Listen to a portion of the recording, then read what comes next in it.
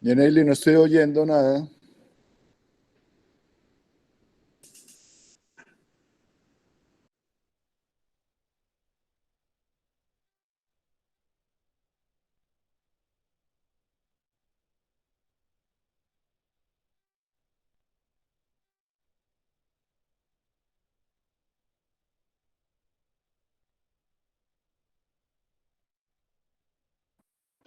Listo, profesora, ¿ya me escucha? Perfectamente, ahora sí. ¿Se ve bien la presentación? Bueno, Perfecto. Adelante. muchísimas gracias. Bueno, entonces les comento que el día de hoy vamos a compartir el tema de líquidos y trastornos del sodio en pediatría. Vamos a hacer un abordaje, una introducción y hablar del metabolismo de agua. Y vamos a hablar de las dos grandes entidades, que es la hipornatremia y la hipernatremia. Y al final vamos a hacer un enfoque diagnóstico, manejo rápido en pediatría y unas conclusiones.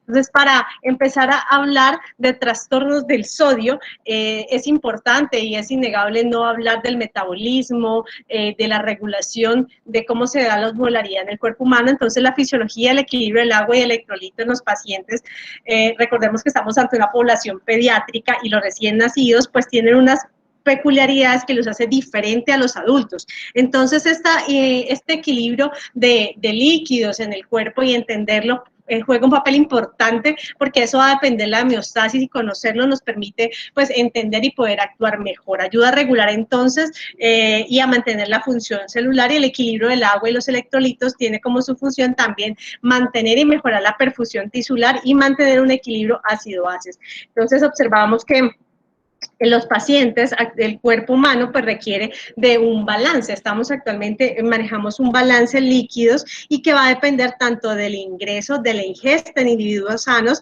mantiene su equilibrio dependiendo de la ingesta de líquidos que tenga sus aportes o sus requerimientos hídricos diarios necesarios, que también va a depender de las excreciones, de las pérdidas sensibles y las pérdidas insensibles. Y pues va a depender del medio ambiente, el sistema gastrointestinal, la piel, el sistema respiratorio, pero el sistema renal o el sistema urinario es el principal regulador fisiológico de la eliminación del agua en el cuerpo humano. Entonces vamos a ver cómo es el metabolismo. Entonces, a medida que nosotros crecemos, el agua corporal total disminuye. ¿no? Entonces, cuando son pacientes prematuros o en etapa fetal, el agua corporal total del cuerpo humano puede llegar casi a un 85%. Esto disminuye hasta llegar a un valor de aproximadamente en la etapa escolar, de ser la agua corporal total, llegar a un 60% total del peso del individuo.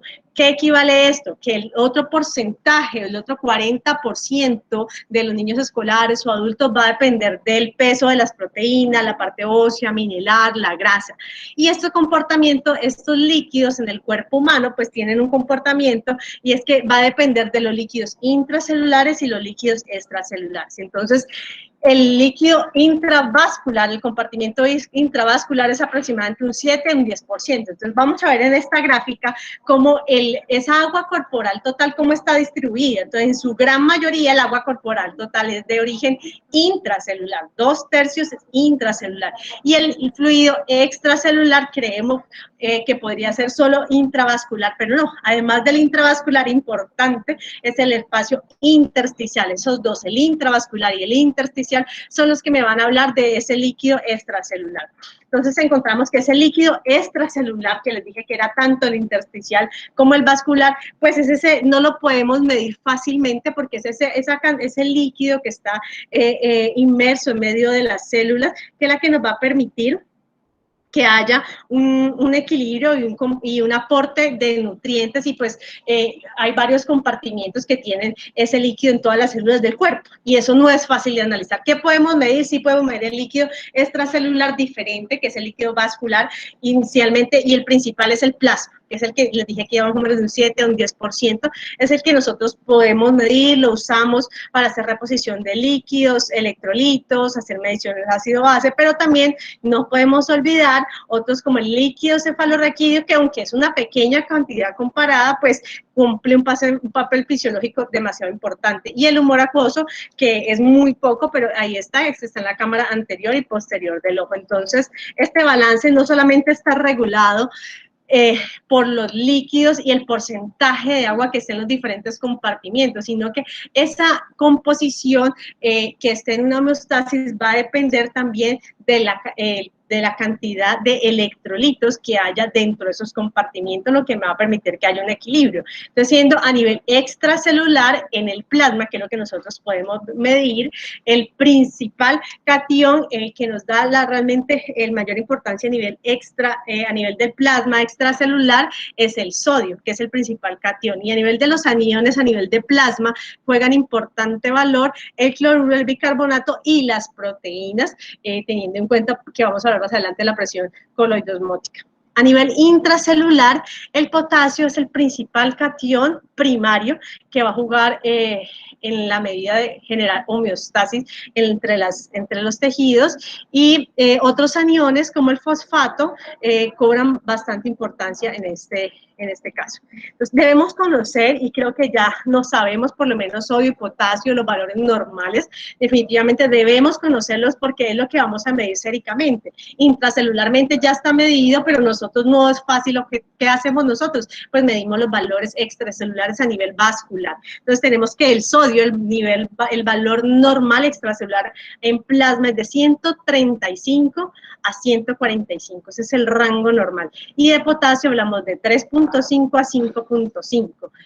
Cuando estamos ante la población de neonatología, pues esto puede variar un poco porque la función renal al nacer, pues todavía la nefrogénesis está en proceso de crecimiento y pues nosotros inclusive estamos terminando de generar y formar las nefronas todavía al nacer. Entonces esto puede tener unos límites un poco más altos, pero no, este es el valor normal que debemos nosotros estar familiarizados y conocerlo y tenerlo a la mano.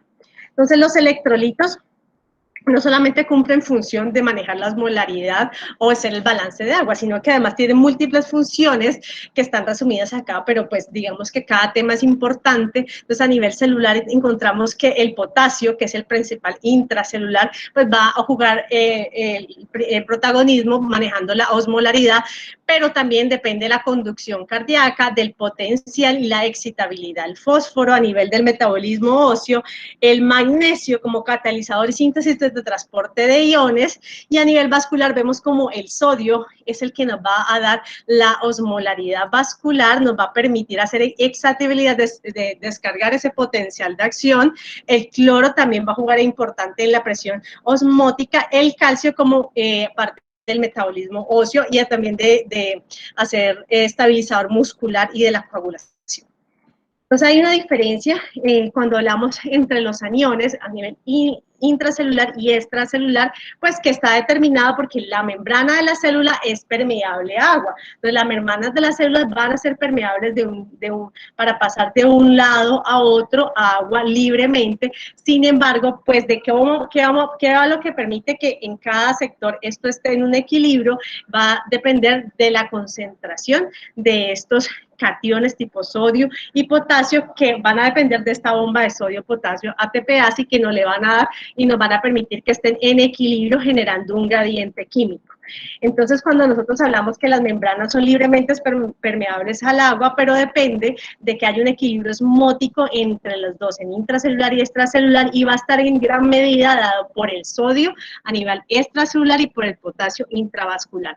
De ahí que nosotros entendemos que la osmolaridad, que es el número de partículas de soluto por volumen de solvente, y que va a definir que son aquellos, está dada por la ecuación del sodio, que es el principal protagonista, siendo 2 veces el sodio la osmolaridad, y va a depender de la glucosa y del nitrógeno ureico. Sin embargo, pues el nitrógeno ureico no es efectivo, por lo cual no se considera y lo podemos dejar, y no se considera un soluto efectivo debido a que no genera cambios, su presencia o ausencia no genera cambios de movilidad dentro de la célula, de volúmenes, por lo cual pues no lo tenemos en cuenta como un soluto efectivo. Entonces la tonicidad, que ya tiene en cuenta esa fracción de solutos que me van a generar cambios reales, pues va a estar definida por la efectividad como efectiva. Entonces, la tonicidad es cuando usamos todos aquellos solutos efectivos que me van a generar cambios de volumen. Entonces, ¿de qué va a depender? Del sodio y la glucosa. Entonces, esto es lo que nosotros entendemos. Usualmente lo decimos libremente como 2 veces el sodio, sin embargo, pues es 2 veces el sodio más la glucosa sobre 18. Y pues quiero que entiendan que pues el movimiento de líquidos y solutos a través de las paredes de los capilares juega un papel crítico en el balance de líquidos. Entonces, el paso de estos elementos que están disueltos en estos lechos capilares, como ustedes observan aquí, comprende una dinámica capilar muy importante, donde la presión capilar que ustedes observan acá, que es la presión en el extremo arteriolar aproximadamente, esa presión capilar es la que va a forzar la salida de nutrientes desde el escaso de las arteriolas hacia el área externa para que las células puedan utilizar nutrientes que están viniendo desde la parte capilar. Y para equilibrar este proceso, pues debemos mantener una presión y una cantidad a nivel vascular, pues está la presión oncótica del plasma, que es la que nos va a hacer lo contrario. La presión oncótica del plasma es la que va a permitir que se mantenga ese volumen intravascular y está dada por las proteínas en plasma, y lo que hace es desplazar esos líquidos hacia adentro del capilar y hace que los productos de desecho que están entre los espacios que provienen de las células, en los espacios intersticiales, que les dije que era ese líquido que rodeaba las células. Entonces, estos productos de desecho puedan entrar al sistema vascular y puedan ser eliminados por el extremo venoso. Entonces, la presión en la capilar es menor y la presión osmótica coloidal es mayor en los extremos venosos para que se pueda dar ese drenaje de desechos desde el líquido intersticial que proviene de las células y se pueda drenar vía extremo venoso. Hay que entender pues que esto es un balance que se ve alterado por muchas causas, muchas enfermedades, entre ellas pues tenemos que entender que la sepsis, el trauma, un ejemplo puede ser el dengue, pueden alterar esa homeostasis, y tenemos que conocer que el glucocáliz es muy importante porque es el que va a interactuar con los componentes plasmáticos como las proteínas, especialmente la albúmina, pues porque ese glucocáliz, hablamos, es como esa capa superficial endotelial que es la que nos va a permitir que haya pues ese transporte y esa homeostasis. Entonces, esta regulación, pues tenemos que tener dos cosas claras, que es la regulación osmótica y la regulación del volumen. Entonces, son independientes, pero siempre van a estar unidas de manera sincronizada, y cualquier deterioro en una de las dos va a generarme enfermedades. Entonces, hay un balance entre el agua y la osmolaridad que es sensada, y vamos a ver a continuación cómo se da. Inicialmente, lo que hace el cuerpo es suplir el volumen y darle prioridad a mantener el volumen intravascular, y posteriormente regula la osmolaridad. Entonces, ¿cómo se produce esto?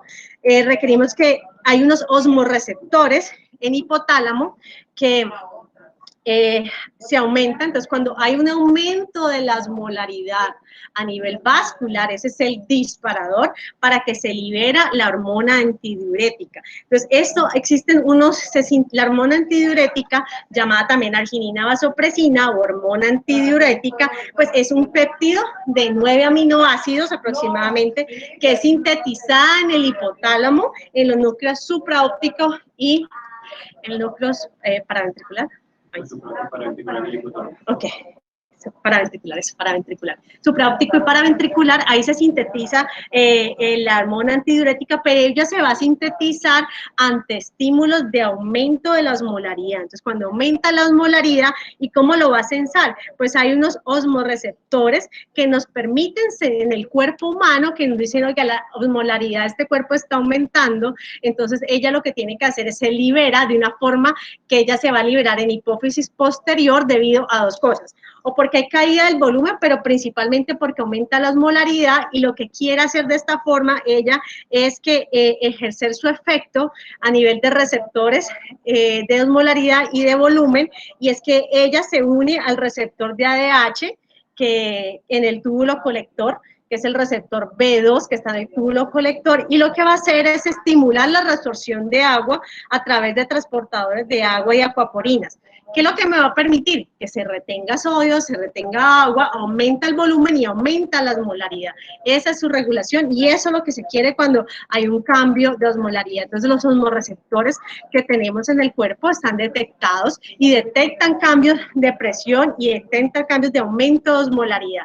Pero también tenemos otros varoreceptores que están en el arco aórtico, sinusal, y que ellos van a detectar que bajó el volumen de sangre. Entonces, esos dos son los que me van a estimular al hipotálamo, nos van a mandar señales para que empiece la producción de hormona antidiurética, y lo que va a hacer es que se libera y va a actuar a nivel de los receptores del túbulo colector, de los receptores B2 del túbulo colector, y también va a actuar a nivel generando en el receptores B1 generando vasoconstricción. ¿Qué es lo que va a generar entonces?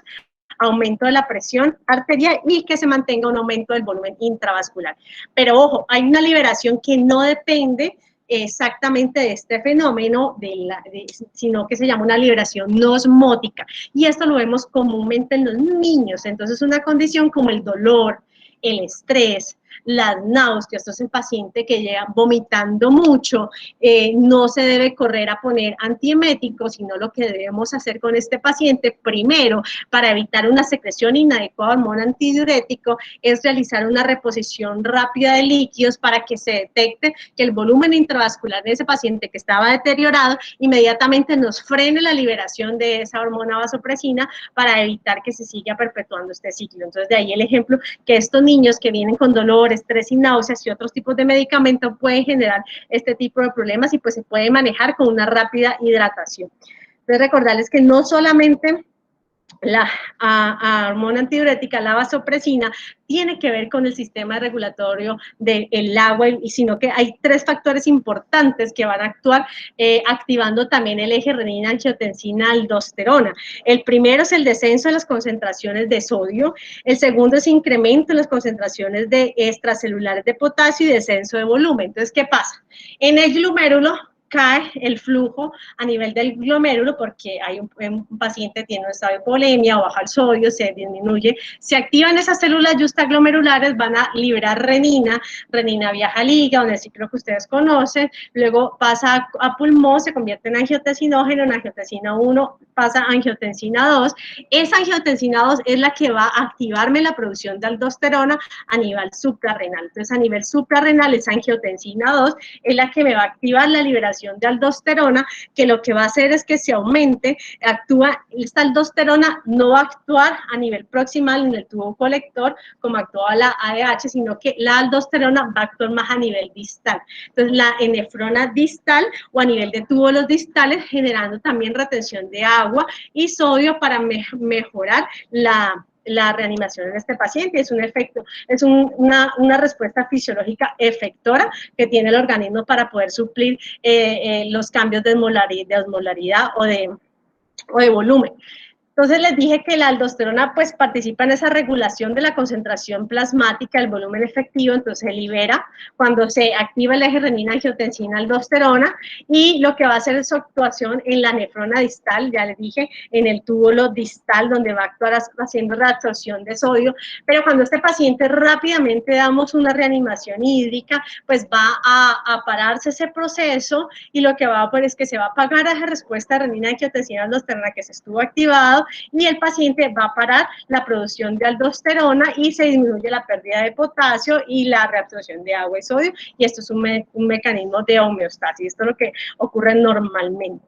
El otro implicado es el péptido natriurético atrial, que es liberado por las aurículas cardíacas, que se libera ante cambios de estiramiento en la pared de la aurícula, sobre todo ante sobrecarga de volumen o ante sobreestiramiento por enfermedad cardíaca. Entonces lo que va a ocurrir en ¿cuál es un mecanismo efector? Es que aumenta la excreción renal de sodio y de agua, es como un contrarregulador que lo que nos va a permitir es hacer un efecto vasodilatador para disminuir la presión arterial en estos pacientes. Entonces el día de hoy vamos a hablar de qué es lo que ocurre cuando hay un cambio en el sodio, que es el principal en darnos la osmolaridad. Entonces, cuando hay un cambio de sodio, innegablemente lo que va a ocurrir es que va a haber un cambio en el volumen y en la homeostasis del agua. Entonces, el sodio se va a absorber por tracto gastrointestinal, pero pues el riñón es el principal regulador del balance de sodio. Se va a filtrar aproximadamente lo que se filtra, se va a reabsorber en el túbulo proximal el 70%, en el asa de Henle el 25%, y más distalmente el túbulo contorneado distal y colector aproximadamente un 9% en lo que se va a reabsorber del sodio que se filtró. Entonces, dentro de las concentraciones del sodio, encontramos que el sodio, les dije que estaba en su valor normal, entre 135 y 145. Entonces, hablamos de hiponatremia cuando el sodio sérico está por debajo de 135 y hablamos de un trastorno del sodio a nivel de hipernatremia cuando está por encima de 145. Entonces, encontramos que es lo primero que yo debo hacer cuando tengo un paciente con un trastorno. Entonces, siempre el enfoque que debemos hacer, pues antes de ir a colocar sodio, identifique primero el paciente está hipovolémico. En pediatría es la primera causa, afortunadamente pues es rápida de tratar, es que el paciente pediátrico pues pierde el líquido por diarrea, por algún vómito, si tiene fístulas de gastrogastro, y pues un paciente que no es fácil que el paciente pediátrico se hidrate rápidamente, sobre todo cuando son muy pequeños. Entonces siempre el primero que tenemos que conocer es cuál es la clasificación. El paciente está hipovolémico, usted lo ve normovolémico, o por el paciente, o por el contrario, el paciente tiene sobrecarga. Lo segundo, ¿qué alteración tiene? ¿Tiene un sodio bajo o un sodio bajo? Y lo último es identifique cuál sería la posible causa. ¿Por qué llegó el paciente? ¿Llegó por diarrea? ¿Llegó porque tiene una enfermedad crónica? ¿Es un paciente que tuvo un trauma craneoencefálico y por ahí está teniendo estas alteraciones? Entonces, si enfocamos esos 3 puntos, podemos dar rápidamente un manejo a nuestro paciente. Entonces, vamos a hablar de la hiponatremia. Entonces, la hiponatremia es la anormalidad más común en el paciente pediátrico, pero se asocia sobre todo en los pacientes hospitalizados en un 3%. Digamos que no es una anormalidad, es una condición que es secundaria a una enfermedad que tenga el paciente. Entonces, la hiponatremia es una condición secundaria a alguna patología que tenga el paciente, y entonces nosotros tenemos que ser expertos en conocer la historia clínica del niño para identificar qué más nos está haciendo falta.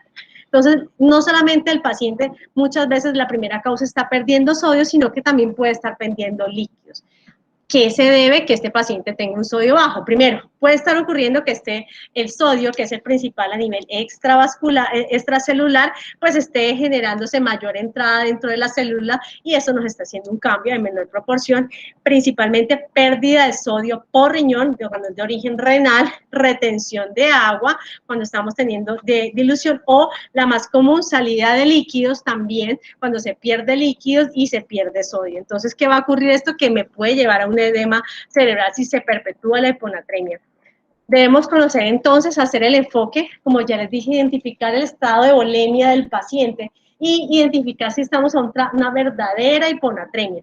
Verdadera hiponatremia quiere decir que el sodio corporal total está disminuido, pero puede existir, estemos ante el caso de una pseudohiponatremia o una hiponatremia ficticia. Entonces, lo que ocurre acá es que en estos 2 tipos de condiciones, lo que hay es que el sodio corporal total está en un rango normal, pero lo que pasa es que ha habido un desplazamiento debido a la presencia de proteínas o glucosa, que lo que va a hacer es que se genere ese cambio, hay un desplazamiento del líquido intracelular al líquido extracelular, y pues lo que va a ocurrir es, en el caso de las proteínas, cuando se aumentan las proteínas en sangre, más o menos 1 gramo de proteínas, pues lo que se piensa es que esto lleva a que haya un descenso de sodio aproximadamente 1 miliequivalentes por litro. Y cuando tenemos en el caso, por ejemplo, de una diabetes, cuando el porcentaje de glucosa está por encima de 100 miligramos sobre el valor basal, hay una estimación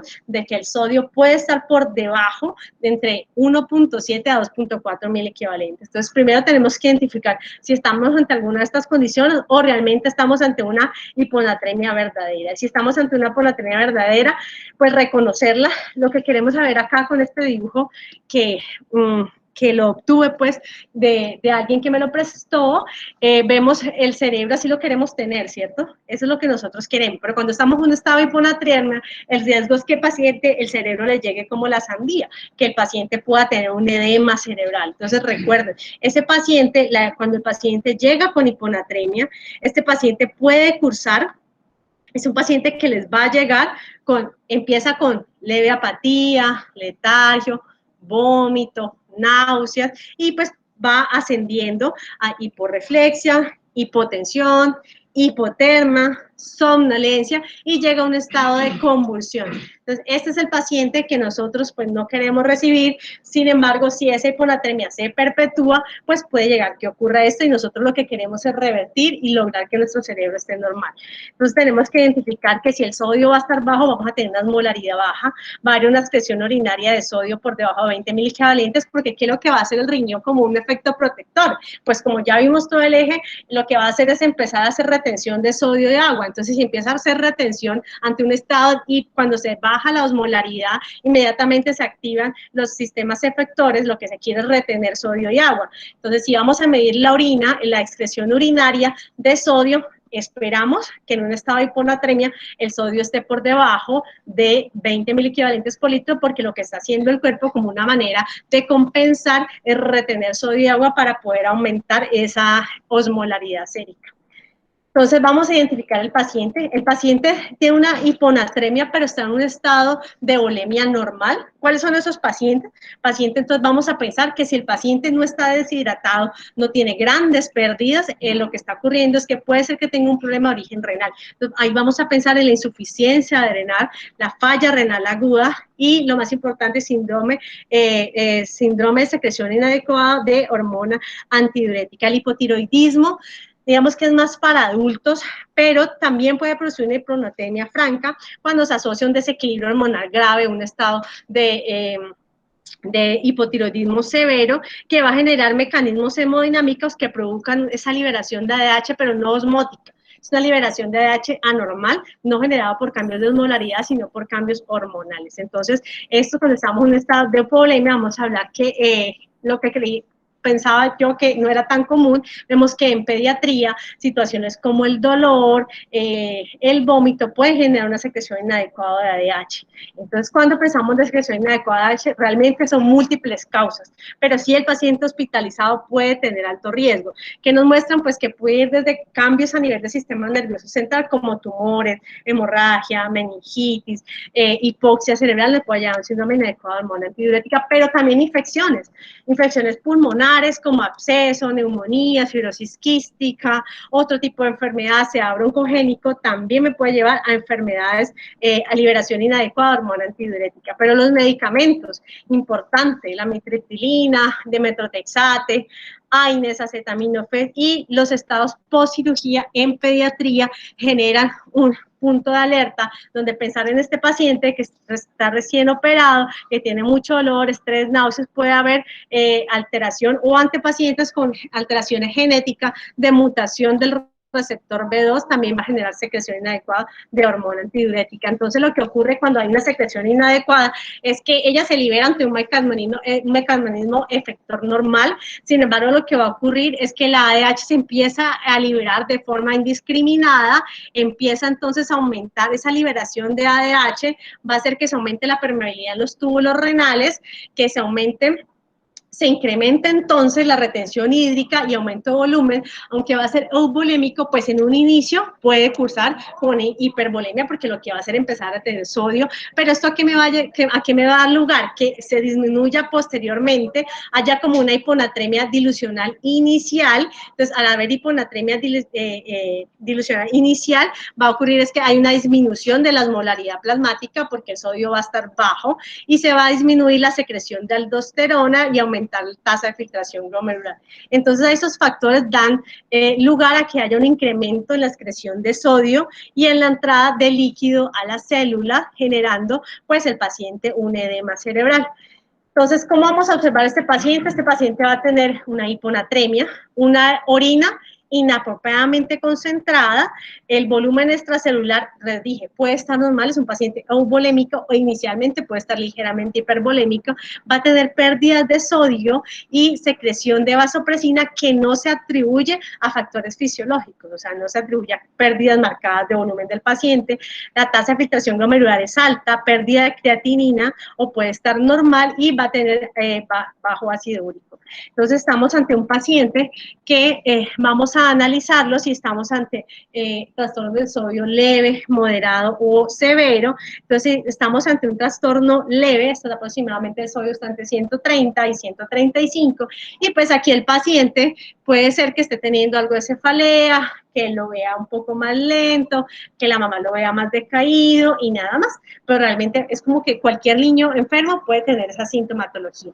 Cuando estamos ante una hiponatremia moderada, o sea que el sodio está entre 120 y 130, aquí ya hay cambios claros del sistema nervioso central, van a haber náuseas, vómito, confusión, desorientación, somnolencia, y el paciente ya tiene una bradisiquia más marcada, no solamente está lento, sino que ya se le notan cambios en el sistema nervioso central. Y la hiponatremia severa, que está por debajo de 120, que puede ser sintomática o asintomática, pues puede ser que el paciente sea asintomática, sobre todo en esos que sean de instalación lenta, más o menos de una semana, pues el paciente puede estar solamente con una ligera somnolencia, un poco más decaído, pero puede estar sintomática severa y debutar con un estado de convulsión o depresión respiratoria severa.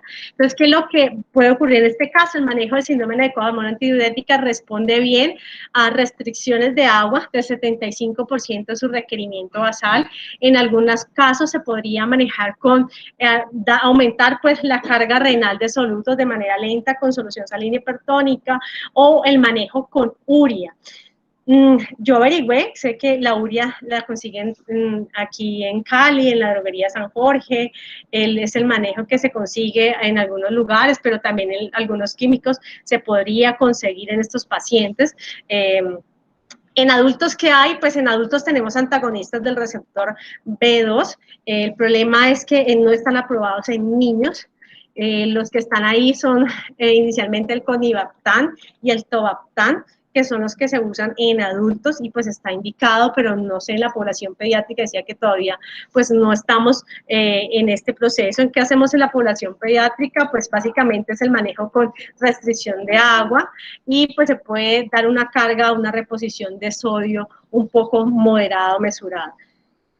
Cuando estamos ante el paciente de hiponatremias hipovolémicas, entonces es la primera causa de hiponatremia, es el paciente que llega con pérdidas grandes de como la gastroenteritis, que es la primera causa de hipovolemia, diarrea o fístulas o ostomía, o estos niños con intestino corto que tienen ileostomía, múltiples fugas por ahí, entonces el paciente va a llegar con hipovolemia y además hiponatremia, el ejercicio extremo, la fibrosis quística, las tubulopatías, y aquí hay una entidad muy importante que es el cerebro perdedor de sal.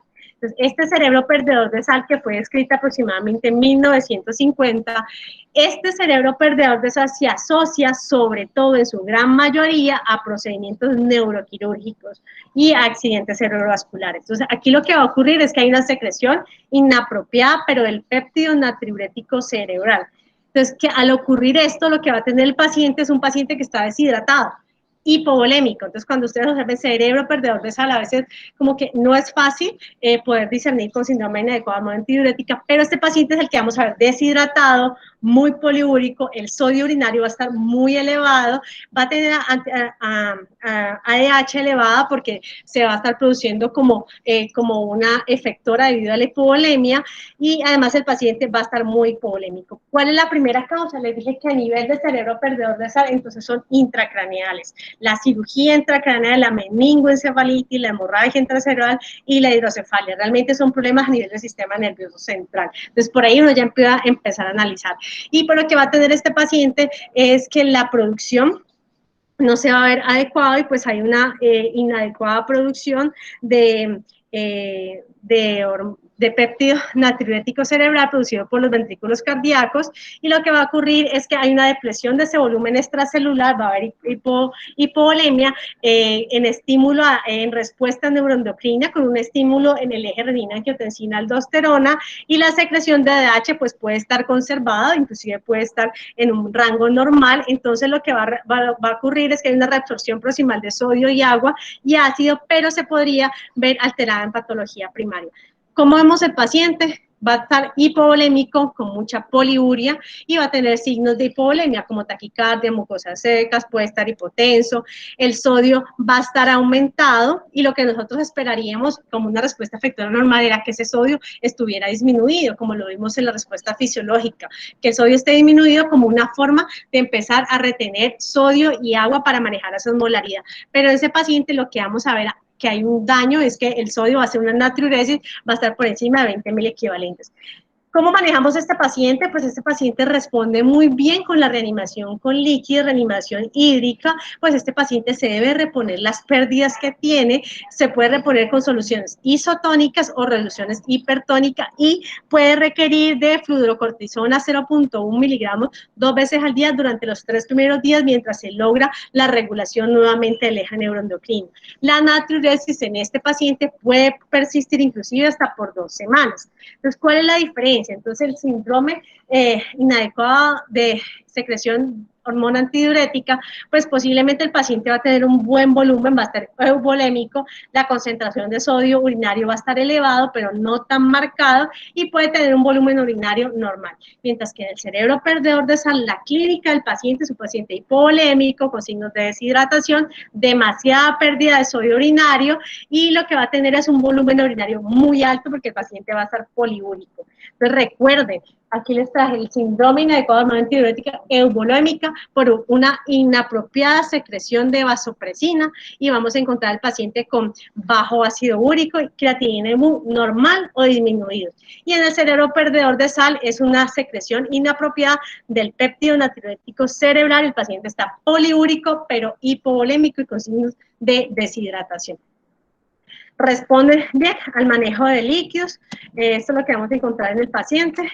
En el cerebro perdedor de sal, pues como tiene una hiponatremia, la osmolaridad va a estar disminuida, pero la osmolaridad urinaria va a estar aumentada y la excreción de sodio va a ser muy marcada, 120 miliequivalentes por litro, con disminución o no de hormona antidiurética, y un líquido extracelular muy disminuido con hipovolemia.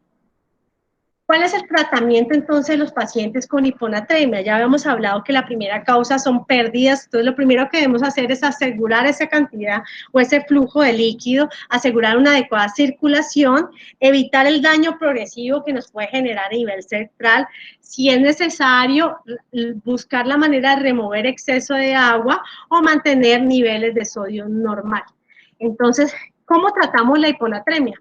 De cualquier causa. Si nosotros tenemos un paciente de hiponatremia, tenemos que identificar si estamos en una hiponatremia leve, moderada, severa. Les dije que leve era entre 130 y 135, moderada entre 120 y 130, y severa por debajo de 120. Entonces, si nosotros tenemos una hiponatremia severa por debajo de 120, posiblemente lo que vaya a pasar es que nuestro cerebro pueda estar como una sandía, pero yo lo quiero volver a tener normal, o sea, yo quiero disminuir y cambiar lograr que salga ese líquido de la célula. ¿Y cómo lo voy a hacer? Pues lo que quiero es aumentar los niveles de sodio para hacer ese gradiente a nivel celular. Entonces, si el paciente pues está convulsionando, es un paciente que tiene una hiponatremia severa, este es el paciente que tiene indicación. Paciente que convulsiona y con hiponatremia severa, es en ese paciente que está indicado hacer un rápido tratamiento y aumento de sodio con solución salina hipertónica. Si el paciente así tenga una severa, pero no está convulsionando, o el paciente tiene leves cambios, este paciente las correcciones no las podemos hacer muy rápido. ¿Qué pasa si hacemos una corrección muy rápida? Lo que debemos corregir es aproximadamente entre 8 a 12 miliequivalentes por día de sodio. O sea, si el paciente tiene un sodio de 120, yo máximo lo puedo llevar en 24 horas a un sodio de 132, en 24 horas. ¿Y qué es lo que va a pasar? Que si yo corrijo muy rápido, ¿sí? Y en ese paciente yo lo quiero llevar a 145, que todavía estaría, o 142, en un rango de valor normal, pues lo que va a ocurrir es que lo que puedo llegar es que este cerebro, que estaba como una sandía, me quede como una pasa, y eso se llama desmielinización osmótica, que es lo que ocurre cuando hacen deshidratación, cuando hacen cambios severos con volúmenes de solución hipertónica. Por eso lo hacemos solo con manera regulada en aquellos pacientes que convulsionan, y lo vamos a ver qué es lo que ocurre. Entonces, ¿cuál es la clave? Para la mayoría de los médicos, entender que la hipovolemia es la primera causa de hiponatremia. Segundo, pues en pediatría, esta es la condición más común. Y durante la mayor parte de la historia, pues cuando llegaban los pacientes con gastroenteritis, esto ocurría, sin embargo, gracias a modelos que ocurren a nivel de promoción y prevención, pues el manejo de las sales de rehidratación oral y el manejo a nivel ambulatorio hace que esta patología pues haya ido disminuyendo. ¿Cómo vamos a reponer los líquidos? Entonces vamos a observar qué es lo que le vamos a dar a este paciente. Líquidos isotónicos, hipotónicos o hipertónicos. Entonces, ¿de qué vamos a tener en cuenta? No solamente qué es lo que está teniendo el paciente, sino si el paciente tiene pérdidas insensibles, si tiene fístula, si el paciente no está orinando, si tiene sobrecarga, tenemos que medir la diuresis, o sea, tenemos que hacer un análisis completo de toda la fisiología del paciente, identificar cómo está, si está hiperdinámico, hipodinámico, cómo está el llenado capilar. Debemos conocer cuál es la concentración de solutos de las soluciones endovenosas. ¿Por qué? Porque conocer la solución nos va a permitir dar un rápido manejo de los pacientes. La solución salina isotónica, que es la que nos permite tener una tonicidad o estar en un estado de equilibrio, y la que se recomienda para manejo de reanimación en pacientes, pues va a tener unos miliequivalentes de sodio en 154 y de cloruro en 154. Cuando hablamos de solución salina hipertónica, el 3%, pues va a tener un sodio en 513 con un cloruro en 513. Entonces es muy importante que conozcamos de dónde viene la dilución. Entonces, ¿qué vamos a hacer primero? ¿Cómo trato la hiponatremia? Ya identifiqué la causa, ya sé qué es lo que está pasando el paciente y ya identifiqué en qué estado de volemia está el paciente. Entonces, primero llévelo a un nivel de seguridad. El nivel de seguridad trate de tenerlo entre 120 y 125. Es un nivel de seguridad para no hacer un daño, ni que el paciente nos convulsione y nos haga un daño severo. Entonces, lo llevamos a un nivel de seguridad 120, en lo que se espera. Se realiza corrección con solución salina hipertónica al 3% y aproximadamente 1 a 1.2 mililitros por kilo de esa solución salina hipertónica al 3%, me va a aumentar en 1 miliequivalente de sodio por litro. ¿Qué debo hacer? Primero, ¿cuál es el déficit de sodio que tiene ese paciente? Entonces, identifico cuánto sodio le está haciendo falta a mi paciente para yo poderlo llevar a 120. Y pues hago las mezclas de preparación dependiendo de lo que requiera el paciente para tener una solución salina hipertónica al 3%. Por lo general es si estamos hablando de solución salina, pues estamos hablando de 3 a 1 o 4 a 1. Entonces aquí yo les puse lo que hablamos ahorita con el profe Roa. Es agua destilada. La agua destilada. Es 400 de agua destilada más 100 de nosotros. Ajá. Porque es que ahí le suma una solución a 11.6, le suma así es, 1.9. Ah, sí, era 300. 300, sí, 3 a 1 a 3. 3 a 1. Cuando es con solución salina es 3 a 1 y pues con agua destilada 4 a 1. Ok. Corrijo. La segunda es la corrección lenta. Si el paciente no está convulsionando o ya convulsionó, lo vamos a tener un nivel de seguridad, pues este paciente lo que queremos es que la corrección se haga durante 24 o inclusive 48 horas, que es lo que vamos a calcular. Entonces vamos a verlo con un ejemplo, que es más fácil. Entonces, esto es lo que ya les dije, cómo dar la corrección máximo 12 por hora. Entonces, y recordar que las ampollas de Natrol viene por cada cc 2.000 equivalentes, y por cada cc de solución salina hipertónica viene 0.5 equivalentes de sodio. Entonces, este es el niño que pesa 10 kilos, que nos aporta siempre la literatura para que nosotros empezamos a entender y a trabajar, pero yo creo que a medida que hagamos más ejercicios, pues este tema como que lo vamos a poder manejar más. Entonces, un paciente es un niño de 10 años con un sodio en 114. Entonces, la hiponatremia de qué grado es? Leve, moderado, severa. Severa, ¿cierto? Es una hiponatremia severa y el paciente está sintomático severo, grave, está convulsionando. ¿Cuál es mi meta? Mi primera meta de este paciente. Primero es parar la convulsión y tratar de llevarlo a la zona segura. Una zona segura, evitando daños cerebrales, manejar el sodio por lo menos que me llegue a 120. Esa es la zona segura. Este es el paciente que tiene indicación de manejo con bolo de líquidos con solución salina hipertónica aproximadamente de 3 a 15 mililitros por kilo de solución salina hipertónica. ¿Y en cuánto tiempo lo puedo pasar? Pues hablan de 20, 30 minutos aproximadamente, es lo que yo podría pasar ese primer bolo. ¿Se podría dar un segundo bolo? Sí, se podría dar un segundo bolo. Entonces, lo que yo quiero con esta solución salina, pues, hipertónica, pues, es lograr, pues, que el paciente me salga del estado de convulsión, porque una dosis de 3 mililitros por kilo aumenta aproximadamente 2 miliequivalentes por litro de sodio. Entonces, es lo que yo quiero, como sacarlo rápidamente de la convulsión. El paciente sale de la convulsión, entonces yo debo calcularle el déficit de sodio. Entonces, el déficit de sodio se hace por la fórmula de superficie corporal, agua corporal total, que les dije que en el adulto es 0.6, por el peso del paciente, por el sodio deseado menos el sodio actual. Entonces, ¿cuál es el sodio deseado? En ese paciente que está en 114, ¿yo cuánto lo voy a llevar? A 120 más o menos, es como el sodio deseado en ese momento en ese paciente, porque recuerden que yo no lo puedo llevar a 145 porque me puede quedar el cerebro como la pasa, ¿cierto? Entonces ese paciente, entonces es un niño que el agua es la superficie corporal del paciente, el peso del niño son 10 kilos, yo lo quiero llevar al sodio deseado de mi paciente en 120, entonces lo que yo veo es que este paciente requiere entonces 36 mil equivalentes. Eso es lo que le hace falta a mi paciente para poder que su sodio sérico llegue a un valor de 120 aproximadamente. Entonces, lo que ocurre es que yo quiero llegar a 120 a mi paciente. O sea, quiero subir 6 mil equivalentes de sodio.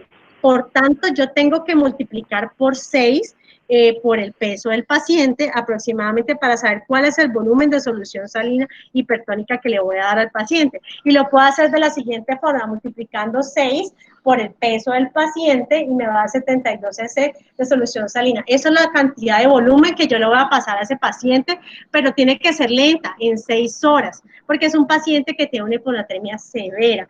Y este paciente también lo puedo calcular de la siguiente forma, y es que en un miliequivalente de solución, un mililitro de solución salina hipertónica, hay 0.51 miliequivalentes de sodio.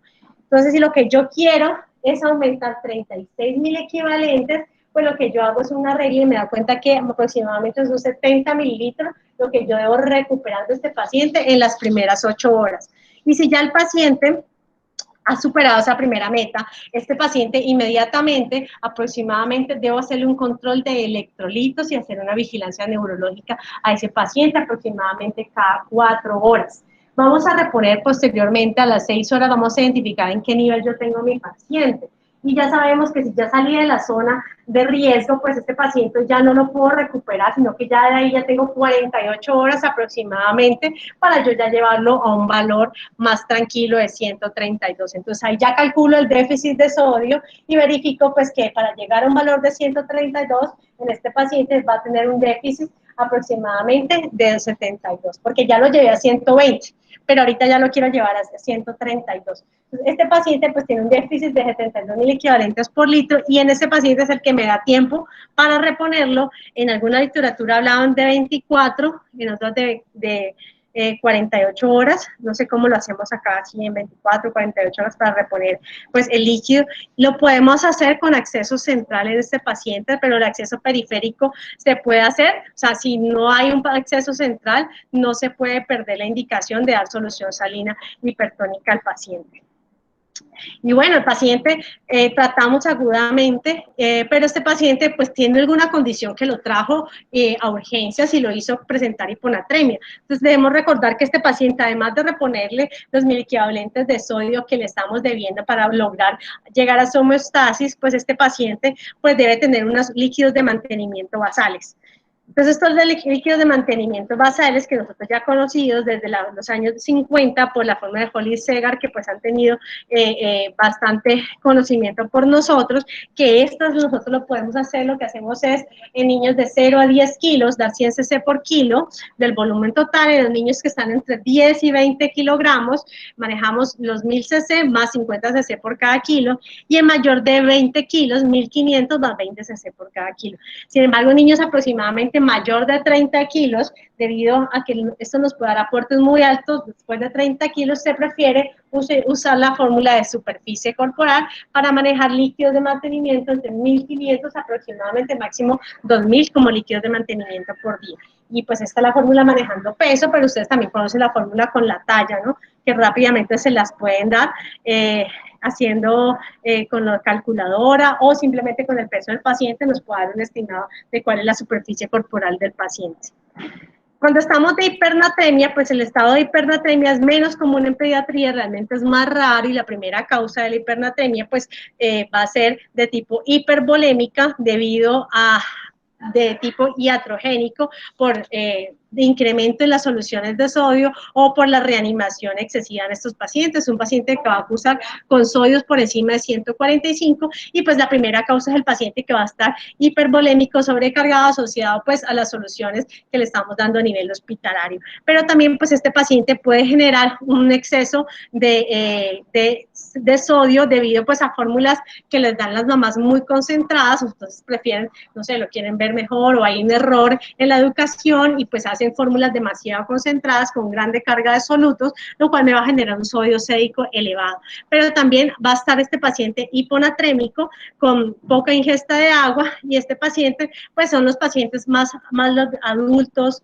los ancianos, que son viejitos que casi no consumen líquidos o pacientes que tienen por sus condiciones médicas o psicológicas o por estados de postración, pues realmente va a ser más difícil que ellos accedan a líquidos y pueden tener restricciones de líquidos administrados severos. Y el siguiente grupo es el paciente con un estado sobre todo de eubolemia, que puede ser porque el paciente esté teniendo diarrea y no tenga una adecuada hidratación o por diabetes insípida. Entonces, en hipernatremia, ya vimos que el primer mecanismo, cuando hay una hipernatremia, es empezar a concentrar la orina, es el mecanismo estimulado por la hormona antidiurética, que es el mecanismo de la sed, que lo que va a permitir es generar esa expansión de volumen.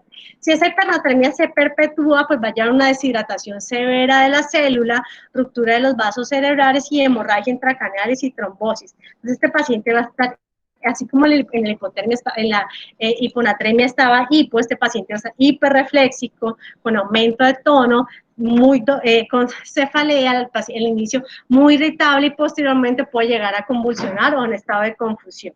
Entonces, la diabetes insípida es esa deficiencia absoluta o relativa de hormona antidiurética. ¿Por qué se da esa resistencia? Por un daño del sistema nervioso central o se puede hacer también de origen renal. ¿Por qué se da origen renal? Porque hay una tubulopatía, algo está pasando a nivel renal, que hay una resistencia de hacer hormona antidiurética. Entonces, en la diabetes insípida es lo contrario. Lo que es que no hay, o sea, no se va a producir la hormona antidiurética o simplemente pues va a haber una resistencia a la hormona antidiurética y esto va a hacer que haya una hiperosmolaridad por aumento del sodio, pues el paciente va a tener mucha sed, mucha polidipsia, mucha poliuria y un sodio elevado. La osmolaridad sérica tiene un sodio elevado, va a estar elevada y la osmolaridad urinarias va a estar disminuida. Entonces, en estos pacientes, pues hay que identificar, aunque pues esto de pronto no es como tan fácil identificar si esta diabetes insípida es de tipo renal o sistema nervioso central, lo más importante pues es como generar entender que hay tres causas que podría ser, primero, de tipo osmolar, por grandes volúmenes de orina. Entonces, si el paciente cursa con grandes volúmenes de orina, pensar que sea más de tipo central, o podría pensar también de tipo farmacológico o por problemas renales. ¿Cuál es el tratamiento en la diabetes insípida? Primero, restaurar el volumen normal, restaurar la osmolaridad, tratar de llevarle un valor y evitar el edema cerebral en estos pacientes. Se debe corregir lentamente, manejar los síntomas. Inicialmente se puede manejar con soluciones isotónicas y pues ya con un manejo más consensuado se podría manejar algo de soluciones hipotónicas para permitir evitar el edema y permitir la salida de sodio de las células. ¿Cómo se corrige? Pues se deben bajar los niveles de sodio lentamente, también aproximadamente 0.5 mil equivalente litro por hora, 2 equivalente litro día. Se puede manejar con agua libre, 4 mililitros por kilo de agua libre, baja aproximadamente 1 mil equivalente por litro de sodio, y pues recordemos que pues esto uno de pronto no se lo sabe, pero pues lo tiene anotado a medida que lo vaya haciendo. Debemos calcular cuál es el déficit de agua que tiene ese paciente y darle ese aporte en agua libre que requiera el paciente, y pues ahí los líquidos endovenosos también nos van a aportar una cantidad de agua libre. Como ustedes observan, pues los líquidos que son más hiposmolares son los que más agua libre nos van a aportar. Y pues para concluir, pues el tratamiento de la hipernatremia pues va a depender mucho de cómo esté el paciente, si está hipervolémico, volémico, o si tiene un estado de hipovolemia. Entonces, la diabetes insípida, cuando es de origen central, hay que darle y hay que dar suplemento con vasopresina, se llama DDAB, y esta se da vía spray nasal, sublingual, oral, pues que el paciente no la está produciendo y el paciente requiere su suplementación, y los pacientes responden bien. Se inicia con dosis bajas a 1 microgramo kilogramo día, y esto se va aumentando a medida que el paciente va mejorando la sintomatología, el paciente va corrigiendo la polidipsia, va mejorando lentamente los niveles de sodio y siempre se arranca con niveles más bajos. Pero si la diabetes insípida es de origen renal, o sea, posiblemente haya una resistencia a nivel renal, pues lo que se va a hacer es un manejo ya consensuado con nefrología. Es un paciente donde se le va a dar un aporte de proteínas adecuado, requiere unos aportes de sodio de manera controlada. Este paciente muchas veces se le da manejo con agua libre, los pacientes se autorregulan un poco tomando agua libre a libre demanda o de manera regulada. La hidroclorotiazida podría ser, tiene un efecto antidiurético, aumentando la reabsorción proximal de agua y la expresión de aquaporina 2 en el túbulo colector. Y pues en bebés es más difícil debido pues a las grandes cantidades de líquidos que ellos toman. Manejar con ellos es un poco más complicado, pues estos pacientes deben ser hospitalizados inicialmente para tener un control y tener en cuenta pues si el paciente ha tenido algún problema o alguna cirugía a nivel del sistema nervioso central, pues el que más va a estar a riesgo. Y para finalizar, pues la Asociación Americana de Pediatría recomienda, pues los líquidos recomendados son soluciones isotónicas en los pacientes, inicialmente, si está muy pequeño, también destrozados, y que va a disminuir significativamente el riesgo de hiponatremia. Y recordar que en el paciente posoperatorio con enfermedad pulmonar o enfermedad del sistema nervioso central es el paciente que tiene alto riesgo de generar problemas severos asociados a los electrolitos. ¿Cómo hacer? Debes tener monitoría de los líquidos, debemos manejar la diuresis, la sobrecarga, los signos de volemia del paciente. ¿Qué debemos tener? Este paciente debe tener una tabla con su peso diario, líquidos administrados, eliminados, cómo está el estado de conciencia del niño, control sérico seriado dependiendo cómo lo requiera el paciente, cada 6 horas, o si el paciente lo requiere, ir espaciando cada 12 a 24 horas. Muchas gracias. Esta tarde tienen ejercicio, por lo que veo. Muchas gracias.